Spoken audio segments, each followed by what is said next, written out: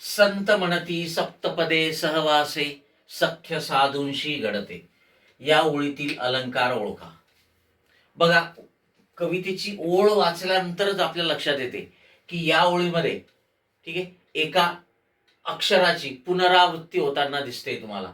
संत म्हणती सप्तपदे सहवासे, सख्य साधूंशी घडते.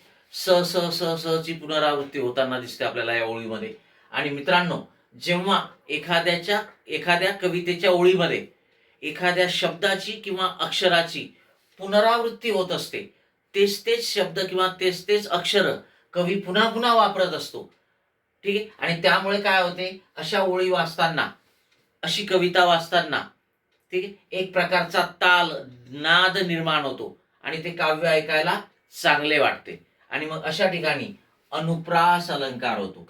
अनुप्रास अलंकाराचं लक्षणच आहे की अनुप्रास अलंकारामध्ये कवितेच्या ओळीत किंवा चरणामध्ये एखाद्या शब्दाची किंवा अक्षराची पुनरावृत्ती झालेली असते आणि त्या पुनरावृत्ती झाल्यामुळेच ठीक आहे ते ओळ वाचताना एक प्रकारचा ताल, नाद निर्माण होतो, काव्य ऐकायला चांगले वाटते. आणि म्हणून इथे अनुप्रास अलंकार आहे. संत म्हणती सप्तपदे सहवासे, सख्य साधूंशी घडते. Okay, yes.